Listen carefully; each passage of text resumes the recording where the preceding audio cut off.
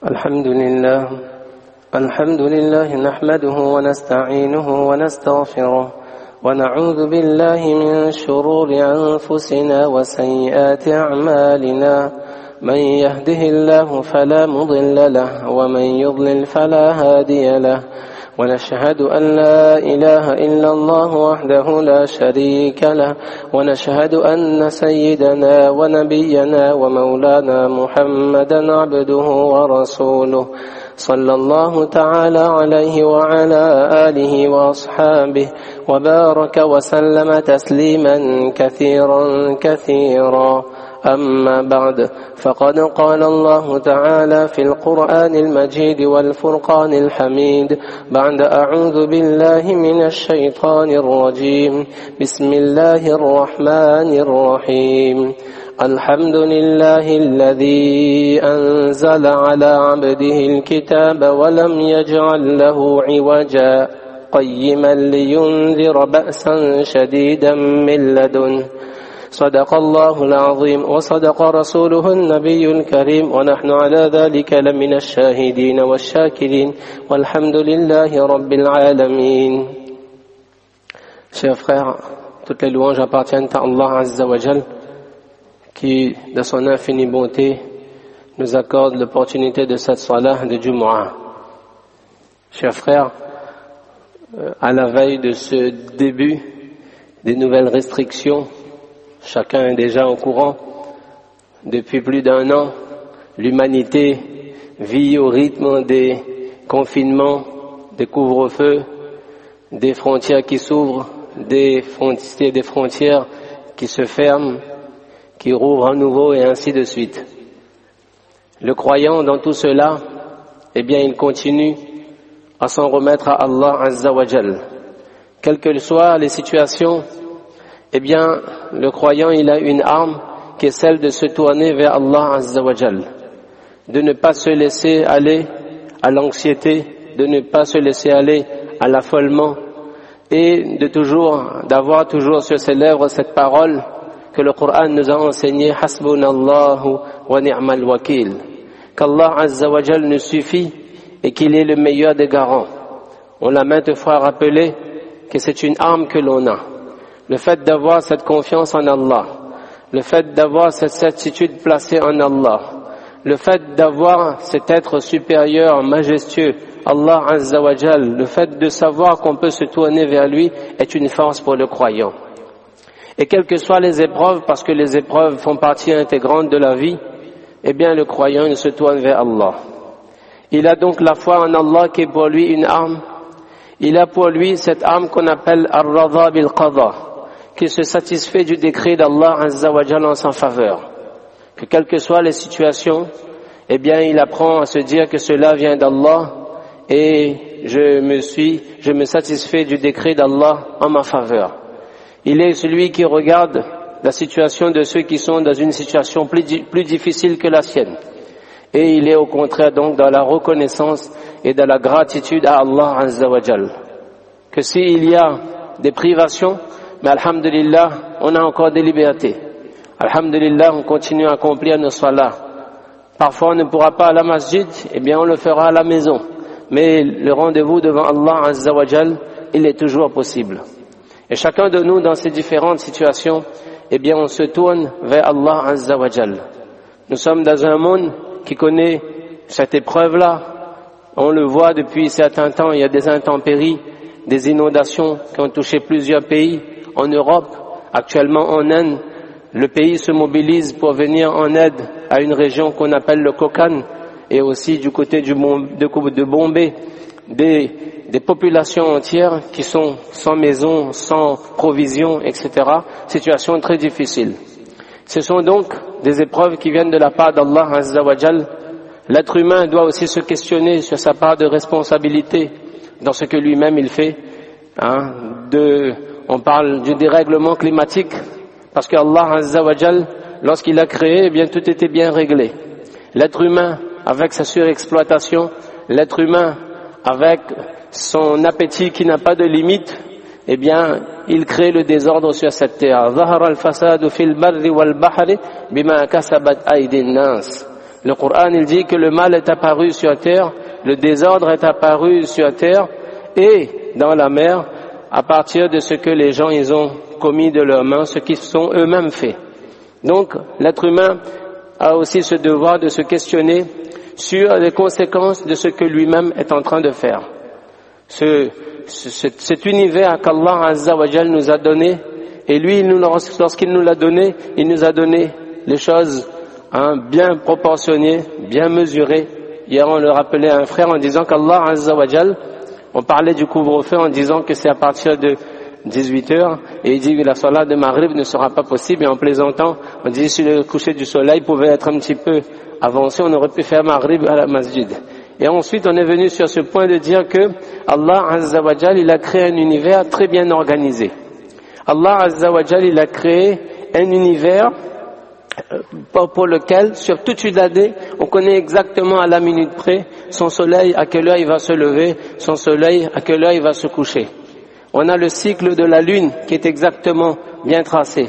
On sait, Allah Azza wa Jal, il dit que lorsque nous faisons descendre de la pluie, eh bien, wa anzalna minas samaa'i ma'an biqadar, que du ciel nous faisons descendre de l'eau, eh bien, c'est avec une mesure. Allah Azza wa Jal, il a fait ce monde avec une discipline, avec une certaine organisation. Et ça, c'est le pouvoir d'Allah Azza wa Jal. Et lorsque, eh bien, l'être humain, il crée lui-même le désordre, eh bien, on a les conséquences que l'on a autour de nous. Quoi qu'il en soit, ce sont donc des épreuves, et le croyant, il a le devoir de se tourner dans les différentes situations de la vie, eh bien, il se tourne vers Allah Azza wa Jal.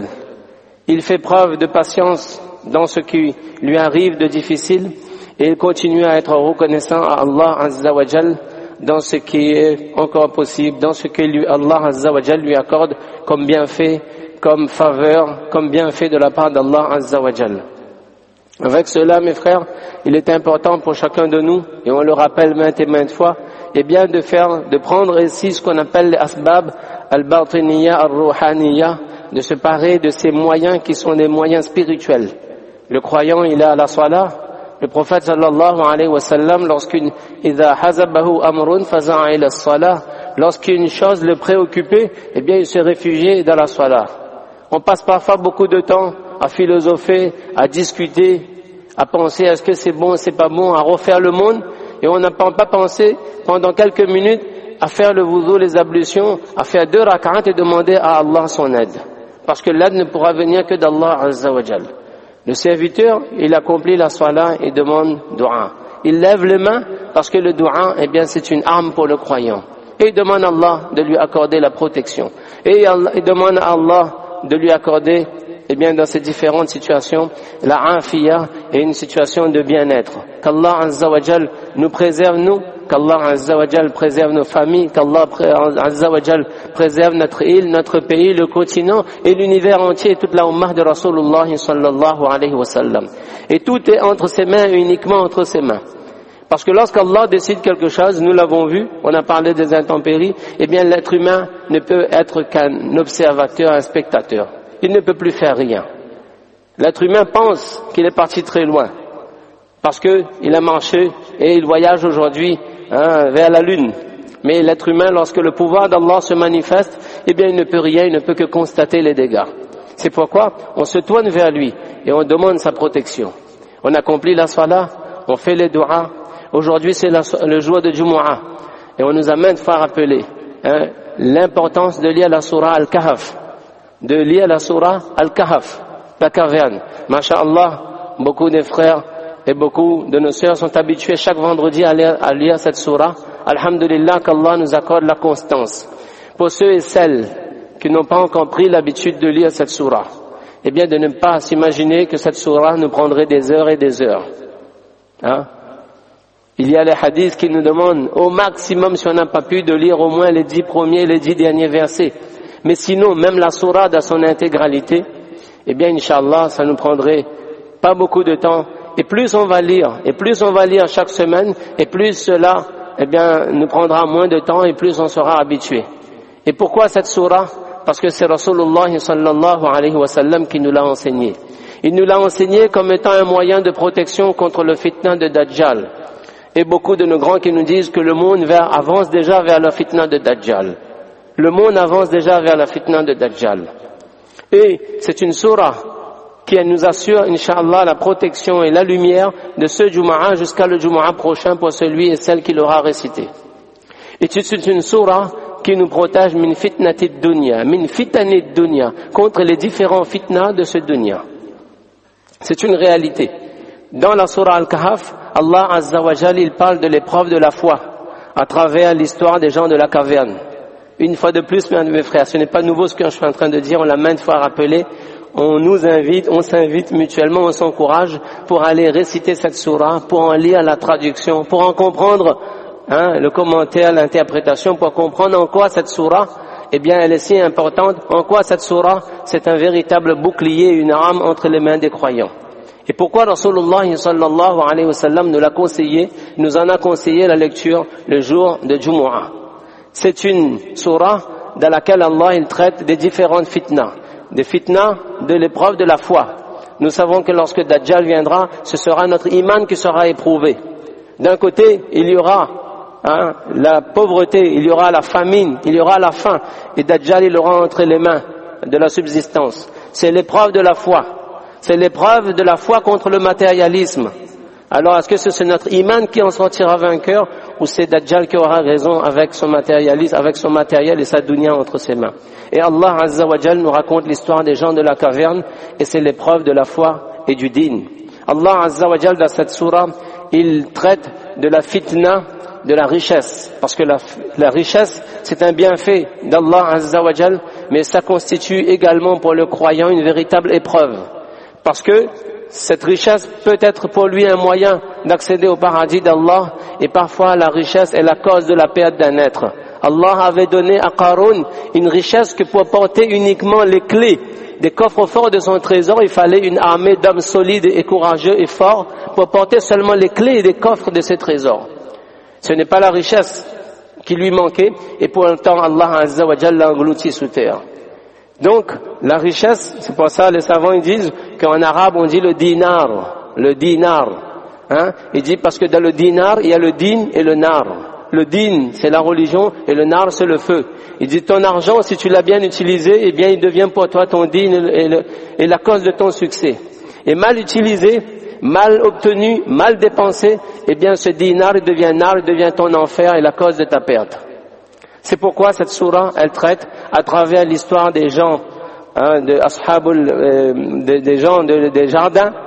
Allah Azza wa Jal, il parle de l'homme aux deux vignes, et bien de la fitna, de la richesse. Dans cette sourate, Allah Azza wa Jal, il parle de la fitna de la science, que la science est une arme, que la science est un bienfait, mais la science peut être aussi parfois la cause de la perte, comme la richesse d'une personne lorsqu'elle est mal utilisée, lorsqu'elle est mal comprise, etc.